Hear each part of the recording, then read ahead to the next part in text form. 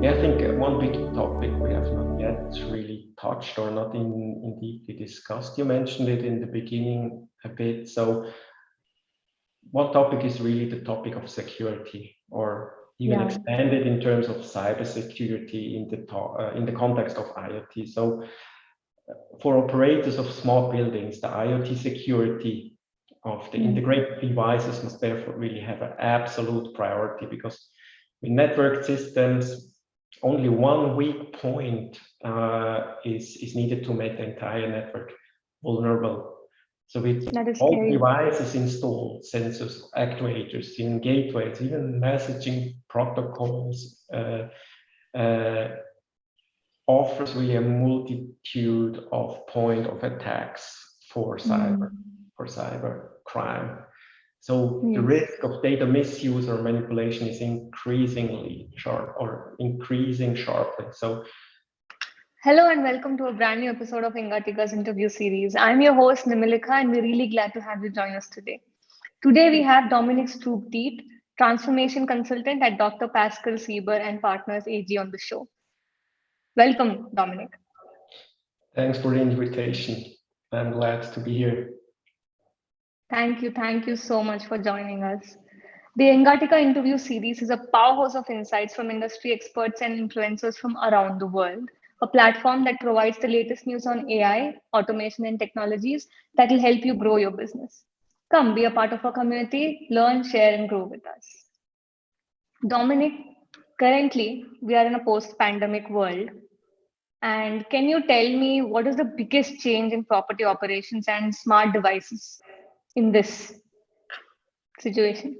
Yeah, I mean, the situation was huge and never seen before. So people had to move into home office during this corona pandemic, and as a result, the office spaces were empty for a long time or still underoccupied. So the shift to work from home, I mean, this was really a tremendous change of people's lives. And as we see now, the people will to a certain amount stay at home and do not return to the offices. So, or at least for part-time, I would say. So millions of people, they will permanently spend their time at the home office. So this post-pandemic return to office buildings, I would say IoT platforms or IoT will play a prominent central role. So, but maybe I have to elaborate a bit on that topic. So, employees which work in, let's say, IoT platform integrated smart buildings, they, in example,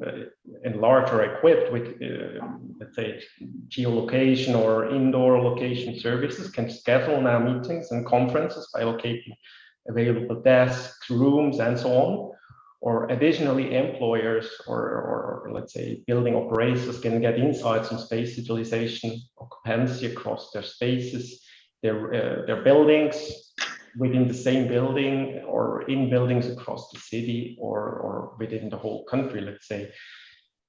They can even view employees' office spaces, know how good they are occupied and the percentage, how they can sort of run the buildings better, or even find additional offices or desk availabilities for their employees. So employees can also access this information further from their smartphones, or they are more flexible to understand possible schedules and also to maximize their day and interaction time when also using this facility more intelligently in the event where the density is lower. What I want to say is that technology, or especially IoT, can help to better utilize the properties in the future and hopefully to overcome a bit this vacancy and change the huge change also for property owners or real estate owners and so on. But I mean, just talked now about the employees, how they can use, how they can better optimize their work. I mean, but beside that, the clear case is the example of the comprehensive energy monitoring, optimal regulation, like let's say heat, electricity, but also water, gas, whatever we want to mention. I mean, even light and temperature, and also during this Corona pandemic, the air control, air pollution within the building, which were better monitored, measured, and so on. So all this information of the whole facility management, I would say, will be rethought to this massive amount of real-time data, which are available or should be available, let's say it like this. So facility managers can better, an example, automate their task within the building, also remotely. They do not have to be always on site. And an example like automating locks or control the safety of employees within the building, even operating window shades or whatever you want to call it, occupancy monitoring, as I already mentioned, in a certain way, but also having real-time reports from employees in buildings where problems occur, so they can organize the repairs and so on. So I would say this job profile, also from facility management point of view, will change dramatically during the upcoming years. But beside that, I would say the biggest advantage is to give a hand to the global climate topic, which also these IoT cases or IoT platforms can boost really the sustainability of a property, which is, in our case, let's say, beside the advantages it gets for the employees and so on, it gives a huge amount of possibilities to boost this sustainability in terms of regulate the energy consumption. Because the buildings, they play really essential roles into that, because they're the huge consumer out of it. So I would say there is another huge case. IoT can play a significant role if, let's say, the architecture and structure is done correctly and the usage is there to use the data and to increase, let's say, the sustainability of the buildings. Yeah, the example that you mentioned, that employees can work at home and they can go to the facility and check for availability, and maybe one team decides to meet in the office on a particular day, and that how that goes on to increase the sustainability of the energy that we use. This is so good. And how long do you think that this futuristic model or the ideal IoT reaches to everyday homes? I think it will take another few years. I mean, I would say technology is there, possibilities are there, but it needs a lot of work, and also the processes which have to change, say, which I would say leads a bit to the topic of connectivity, scaling. I mean, technology is there, but still there are some hurdles which have to be overcome from a technology part, but also from, I would say, from a daily work part, in terms of how the people have to shift how they work and what they can do, or how they can use the massive amount of data which are collected during the day. And another question just popped in my head just now. Do you, or does IoT expect its end users to be well versed with technology, or is it easy enough for a layman to use it? I would say it should be easy enough for anyone to use it. So it already changed our lives in terms of mobile phones and so on, which we are using in our daily lives, and which has helped a lot and made things seem more seamless, more easy to work. But now it has to be, those things have to be connected to other physical products. Let's take it within your own home to make it as a smart home, or even go further as a smart building, and then or start with connecting the car, and so on and so on. I think this interconnection or this connectivity will be a huge advantage if it is done in a, let's say, in a proper way, which is seamless and so on, and easy for everyone to use, to install, and so on. And like I said, there are already still some hurdles which have to be overcome, but I think within the coming years, this will be much easier, and people are getting used. And even I think next generations which are born with it, I think it's even easier for them. This is so exciting, and I can't really wait to be in that IoT world. And while we're talking about it, there might be many challenges. Can you specify one or two challenges that we face? Yeah, sure. I mean, one big challenge which I already mentioned is connectivity. Because, I mean, connectivity is a fundamental building block of IoT. So just a few words on that in terms of the ability of IoT devices to perform an end-to-end communication. Established connection paves out the way for communication to other devices. So this connection verifies the authorized connection with the device and transmitting the data. So this is a really big challenge of the current approach in IoT connectivity, is to establish this industry standards, I would say, and also this unified approach. So with so many IoT services, connectivity options, businesses need to some extent decide which approach they will give them the data throughput and reach the need, how much latency they can tolerate, the scalability of the IoT they need, and the mobility, security, and a lot of topics.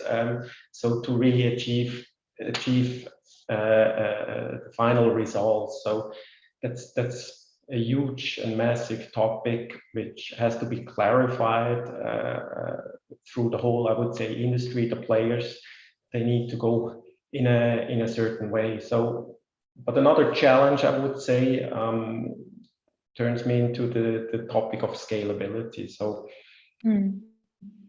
let's say organizations or companies, or let's say even building operators or building managers and so on, they are expanding currently their IoT deployments. They need to figure out how to scale their infrastructure in a sustainable way. And as infrastructure expand, organizations need to add more IoT devices, sensors, actuators, but also, let's say, examine certain amount gateways, or they have to leverage IoT platforms that can really get out the most, or to monitor all their activities, control, for example, the security, which is a huge topic in the area of IoT, and also automatically perform software and firmware updates and deployments. So to achieve this, I mean, IT departments, they really face huge challenges of automating, redesign networks, and also systems that both can scale with to really grow this IoT business. And then that is also a huge, I would say, cultural change they're really facing.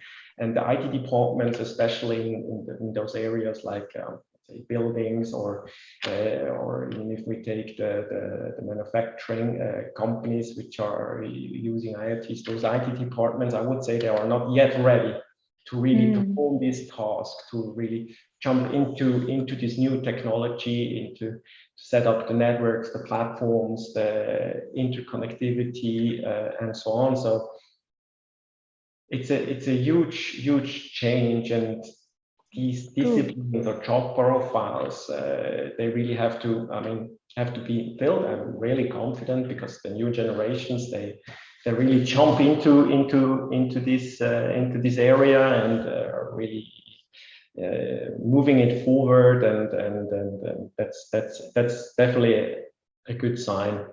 But one other topic which we do see is a huge challenge also for the future, is the lack, I would say, of semantic interoperability. So due to the diversity and heterogeneity of the data format from different sources, IoT devices, they provide a great deal, let's say a lot of IoT data, but currently mainly used for specific IoT applications. So therefore, existing applications are mostly, unfortunately, I would say, isolated in silos. And even worse, they use their own semantic model, which makes this semantic also limited to specific domains. So the goal must be really to break down those silos and achieve, I would say, semantic interoperability across IoT domains, across domain applications, and so on. So that's a huge case to have a common understanding of the semantics, that it can be used more seamless, and that this will also make at the end easier for everyone to use the technologies around. But I mean, further of that, I mean, there are other challenges, like I would say, like security, privacy, even flexibility, and like I said, this interoperability. So as IoT devices, they are growing, and there are different IoT platforms within the market, different IoT communication protocols. So far, the IoT operators, this is it results, I would say, in a huge jungle of challenges which has to be overcome. And what we also see in our daily life with, let's say, with clients, customers, and so on, it is really important to let's say, to cope with the topic in terms of having a clear plan. I mean, it's good to make some let's say, some proof of concepts and so on, but it's really good if you really want to scale it in a huge way, to have a proper plan in terms of preparing, having a proper prototyping, also having an architecture and an implementation plan for a whole IoT, I would say, IoT program. So we really separate it normally in having a proper IoT architecture, let's say, from the edge, from devices, sensors, actuators, through gateways, up to the IoT platform, where we do then have the data ingestion, data analytics, but even policies, not orchestration of the data, but also really important, the whole device and platform management, which is done on that. But then up to the enterprise level, where it comes to their own business applications, the processes, IT services. And I think this architecture, overall architecture view, is really a key for companies to have a clear plan for the future. So we have a long way to go to make it sturdy and not have any loopholes. Like you said, security is one of the biggest things in having a smart home. Exactly, definitely. Yeah. And can you, go a little bit deeper into how we can improve connectivity in these IoT platforms? Yeah, let me just quickly elaborate on this topic. I mean, I would say the tremendous growth of these IoT technologies has further led to this connectivity challenges. So let's say many IoT solutions are today, unfortunately, not yet designed with this interoperability in mind, so which has led to this proliferation of property devices that cannot share information with other sensors or networks. So still many new solutions are, let's say, closed, so specific for the one unit. So still, we call it this stovepipe solutions are deployed. So this really limits the ability to communicate across systems and services. And this is a huge challenge, as I would say. The technology by itself is not so an old discipline. So there are a lot of improvements over the past years, and still a lot of improvements are ongoing. So we still have to deal with, let's say, old technology or technologies which have been not designed with this interoperability in mind. So I just went a bit through the research, and according to McKinsey, this interoperability has the potential to unlock more than 4 trillion per year in potential economic impact for IoT by 2025, such a huge number. And even the tech specialist of Gartner identified that this is one of the 3 main challenges to reach the full potential of IoT, this to overcome this interoperability. So I would say this interoperability connectivity challenge can be held in different ways. So one is devices made by different manufacturers cannot integrate. That's one huge challenge. Limited connectivity between the different kind of protocols which are there, even though there is a huge amount of different kind of protocols, not only the connectivity. And like I said in the beginning, there's not set of standards, which also causing this inability to combine and complete the collected data from different sensors and devices. So I would say to a certain amount, progress remains limited, and because currently we need each IoT device, even if it is, say, a stovepipe. But let us imagine the future bit about when we take, in example, a smart home scenario that is that has full operability. In example, the home is networked to enable multiple interconnected devices, services, starting from entertainment systems, reaching out, I would say, to the kitchen area, going back to the security area, and everything is automated and so on. So, in example, products from brands. I do not mention the brand names, but everyone knows the big companies which are working in this, integrate seamlessly. So individuals can control and monitor the home easily, remotely, and also from within. I mean, I've done it by myself to interconnect my home with the different mates we do have in the kitchen. Also lights we interconnected, and also the security area we interconnected. But it was really a hurdle, and I would say I'm technically a bit more sound than maybe, and because I do really work a lot within areas. But it was not easy to really interconnect everything within one platform to steer it at one hand. So, but it was really interesting to see, and also fun to see how it could work. But I mean, beside that, it is technically possible. I mean, it also needs a backed up business use case in terms of, does it give me really the benefits I need, or is it the playground to steer the whole home just with my smartphone? But I would say there are 2 key areas where companies need to focus to improve this operability. One is this IoT standardization. So many technology companies and also OEMs are developing interoperability solutions by adopting the standards and also open source development. And another topic is, I would say, convert intelligence ecosystems, or I would say these ecosystems. This way, the global leaders build up smart ecosystems, integrated products from different providers and standards. So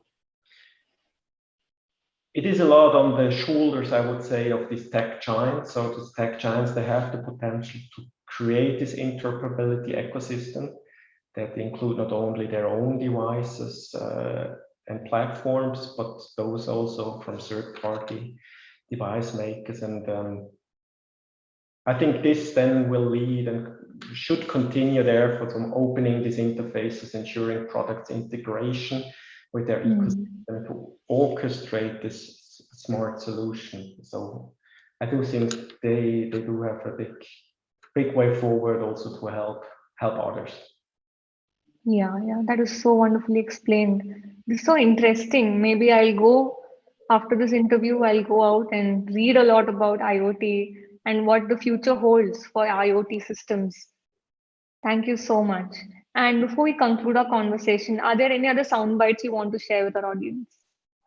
Yeah, I think one big topic we have not yet really touched or not in deeply discussed. You mentioned it in the beginning a bit. So one topic is really the topic of security, or even expanded in terms of cybersecurity in the context of IoT. So for operators of smart buildings, the IoT security of the integrated devices must therefore really have an absolute priority, because with networked systems, only one weak point is needed to make the entire network vulnerable.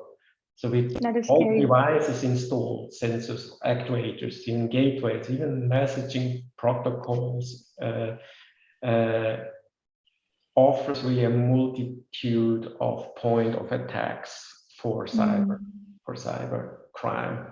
So the risk of data misuse or manipulation is increasing sharply. So if you take, for example, a building which is monitoring their energy, which is monitoring, let's say, temperature, pressure, even vibration, and out of that there is an automation correction mode if we are going further and in installing, let's say, machine learning in example. So just take the case in terms of it, if the data are manipulated, and due to this fact the machine learning algorithm take a wrong decision, there would be a huge impact on the building itself. If it is just an increase in temperature, that's one thing, but if it's in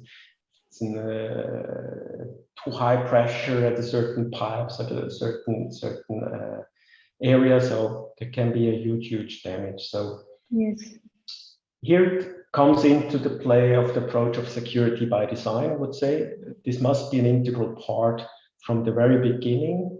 So only those who really already consider the security in the design phase can, I would say, avert this damage, or at least find out the exact risk from the beginning, so that this approach lays the foundation for secure products, which also creates them transparent and adaptable security levels. So the security measures are not only implemented in the edge area, but also in the interoperability, especially in the hardware, software, and also the retrofitting IoT devices. On the other hand, is very, as we already have it, it's really time consuming and also expensive, to therefore not recommended to do this afterwards. So we really recommend to start from the beginning to take this security into consideration. So there are three factors that should be considered when creating a security program for IoT and smart buildings. First and foremost, organizations, people should clearly designate responsible parties for the supervision and administration of cybersecurity processes and tools for the building systems, and to create a certain culture of security. Everyone needs at least a basic awareness of why cybersecurity is important and what the IoT is and how they play a role in keeping it secure and clear risk mitigated actions of them to complete. Second is really choosing a security management standard to make your cybersecurity program process a whole lot simpler. So in example, there are several framework standards, but in example, the NIST cybersecurity framework, which can help. So every framework begins with a crucial element. One is asset inventory, which, by the way, we do see in several cases is not done in a proper way. So assets are not under control, not known exactly. So which makes everything a bit, or life a bit harder. So really make sure you get the complete hardware, software configuration data, as well as information about who is authorized to access which systems before you do anything else. And this leads me then to the third point. I would say trying to manually manage those devices with the old way, with Excel spreadsheets. Even if you do have huge amount of technicians, people, and so on, it's a losing battle. So instead, you should really monitor the central system that are managed in IoT devices and collect data in a clear platform. So you need a clear platform strategy, I would say. And there you can then detect the anomalies activity much more efficiently than doing it by device basis. So it is really critical to find a solution that offers comprehensive monitoring for all your IoT devices, IoT platforms, to get the most complete cybersecurity coverage. You should also use a combination, maybe of agent, agentless, passive methods, and so on, which do help you to really monitor the traffic patterns of your endpoint, to determine who talks to who and if they're connected to the public internet, in example. And yes, once you find all your endpoints, determine the best way to really monitor them. So you need, I would say, a good strategy, good organization, and also the right people to overcome those this security or cybersecurity trap. The biggest takeaway from whatever you said just now is when you are designing an IoT solution, have security as the priority. I think that's one priority, and also see it as a whole system. Don't go into the edge device, into the sensor by itself, but also see it as a whole architecture, IoT architecture. So from edge to IoT platform, back to the enterprise level, because most probably you will be confronted with different IT platforms. You have to interconnect them, and also to get most out of the data, out of the knowledge, and so on. You also have to integrate it into your enterprise application space.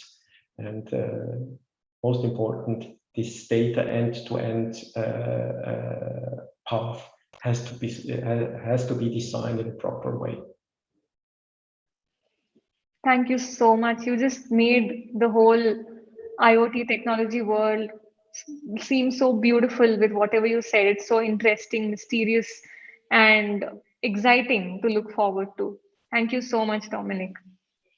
Thank you very much for the invitation, and I'm really looking forward for a bright future for IoT. Yes, yes. For more content, subscribe to Engati and tap the bell icon to get access to exclusive content from thought leaders from around the globe. Thank you for tuning in, and we'll see you with a new expert soon.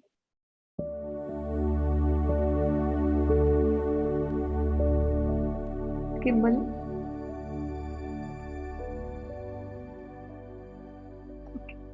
Okay.